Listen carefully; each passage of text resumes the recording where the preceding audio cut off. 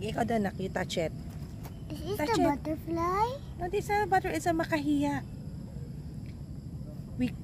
They call it makahiya. Alright. Wow. Sige, you touch pa. Why you were close? See, that's their nature. If you touch it, mag-close sila. Now step it. Kaluoy po, imong gi-step. Stepping on the makahiya. How about this? Dili na siya. So, oh, you know ha, that is what plant is that? Makahiya. Okay. I like to touch it. It's so nice. You want to touch more? Where's more? Sige. Pero oh. Kana oh. This? See? Look like a And that is a bamboo tree. You know that? That one. That is a very, very big bamboo tree. There's mango oh.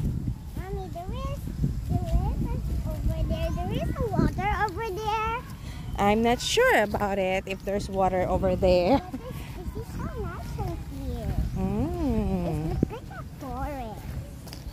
Here, it looks like a forest here. So you like it here? It's good to go here every day, right?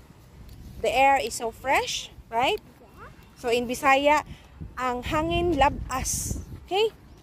In Tagalog, sa man ang Tagalog, ang hangin ay Ano man ang fresh sa Tagalog na koy? Ambot. Let's find another makahiya. Sige, come on, let's walk. Mommy, can you help me find?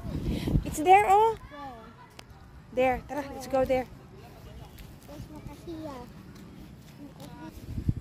I'm scared. Scared lang ka. Tara, oh. Sige, you touch that one. Okay, come on. Siya, see? Sige, touch pa. It will not come back? Later, it will open again. Let's wait. Wait, it will take us a long time. Sige na.